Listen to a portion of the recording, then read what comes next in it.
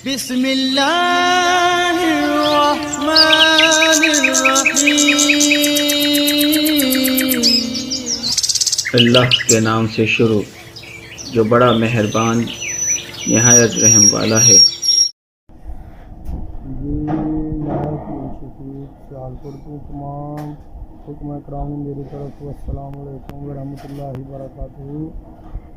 जनाब असा मशीन लियांदी है तारक जंतर हकीम तारक जवेद इकबाल साहब तो फैसलाबाद ते माशाअल्लाह उन्हों का ही पुश्ता असी पहली दफ़ा अज इन चलाया तो उन्हों का पुश्ता ही असी तैयार करने पे तो नाल तिला तैयार करने पे देखो माशाअल्लाह जारी है थले तिला तैयार हो रहा है तो थले डिगदा पिया तो पुश्ता शिगरफ तैयार हो रहा है तो माशाअल्लाह असी उन्होंने गए उन्हें बड़ी मुहब्बत का इजहार किया उन्होंने को जाके अस मशीन लियांदी है तो माशाअल्लाह बड़ा अच्छा करना तावन किया बड़ी मुहब्बत की उन्होंने बड़ा शुक्रिया बड़ी उन्होंने मेहरबानी उन्होंने सानू इस ग्रुप नाल ऐड किया बहुत शुक्रिया उन्होंने तो माशाअल्लाह अज असी पहले दिन चलाया तो मैं चलो दोस्तों जो वीडियो शेयर कर दिए अपलोड की वीडियो तो इंशाल्लाह अगे भी शेयर करो भी तैयार होएगा तो इंशाल्लाह की वीडियो अपलोड करांगे तो मुकम्मल तरह तैयार होएगा इंशाल्लाह की वीडियो अपलोड करांगे ठीक है जी। अस्सलाम वालेकुम रहमतुल्लाहि व बरकातहू कढ़ने पे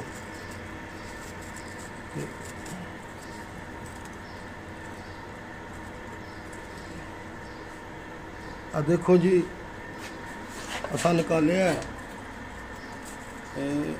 देखो जी कुश्ता शिंगरफ तैयार हो गया।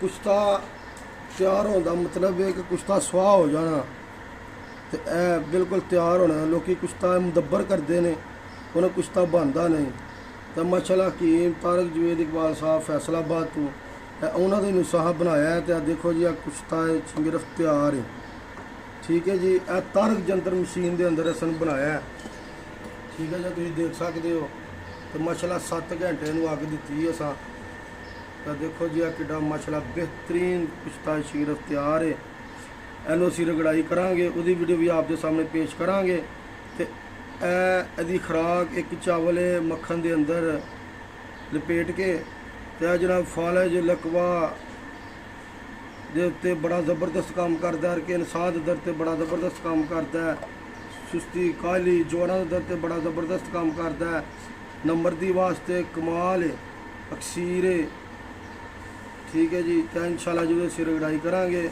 आपके सामने की रगड़ाई की वीडियो पेश करांगे ठीक है जी। तो कुश्ता बनाओ तो इंसानियत की फलाह बहबूदा से काम करो जी ठीक है जी। अस्सलाम वालेकुम रहमतुल्लाहि व बरकातहू। बिस्मिल्लाहिर्रहमानिर्रहीम तमाम दोस्तों अस्सलाम वालेकुम रहमतुल्लाहि व बरकातहू जी। जनाब ऐसी हकीम तारक जवेद इकबाल साहब को पताल जंतर मशीन तारक जंतर मशीन फैसलाबाद लियांदी है ये अंदर असा तिला कशीद किया बड़ा ही ज़बरदस्त तिला है देखो तुसी जनाब है तो असी हुण वजन करने क्या किन्ने मकदार के अंदर तिला निकलिया देखो जी इस टाइम 0 है असी इनू रख के ट्रे कर लिया ट्रे कर लिया ये असी इनू डाल के वजन कर लेने कि टोटल कितना वजन निकलिया। बिस्मिल्लाहिर्रहमानिर्रहीम देखो जी तकरीबन 90 ग्राम निकलिया तिला असी कुचला जमाल गोटा मालकंगनी जाफर जलवतरी ठीक है इन्होंने चीज़ों का जोड़ा ना सी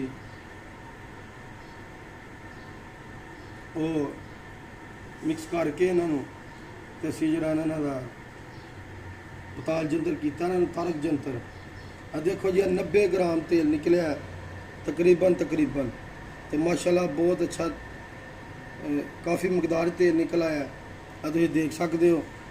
ਤੇ ਇਹ ਤੇਲ ਬੜਾ ਹੀ ਜ਼ਬਰਦਸਤ ਕੰਮ ਕਰਦਾ ਹੈ। ਸੁਸਤੀ ਲਾਗਰੀ ਕਜੀ ਕੋਈ ਵੀ ਮਸਲਾ ਹੈ ਇਹਦੇ ਅੰਦਰ ਬਹੁਤ ਅੱਛਾ ਰਿਜ਼ਲਟ ਹੈ ਇਸ ਤੇਲ ਦਾ। ਠੀਕ ਹੈ ਜੀ। ਤੇ ਆ ਦੇਖੋ ਅਸੀਂ ਇਹਨੂੰ ਸ਼ੀਸ਼ੇ 'ਚ ਬੰਦ ਵੀ ਕਰਤਾ ਤੇ ਕਾਫੀ ਮਕਦਾਰ ਅੰਦਰ ਨਿਕਲਿਆ।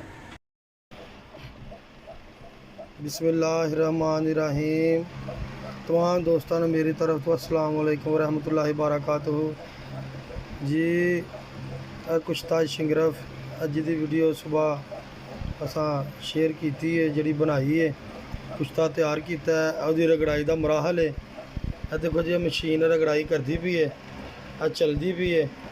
तो इंशाल्लाह कुश्ता शिंगरफ जो रगड़ाई होने दिया तो कलर तुम इसका देख सकते हो कि माशाल्लाह कितना खूबसूरत महरून कलर है।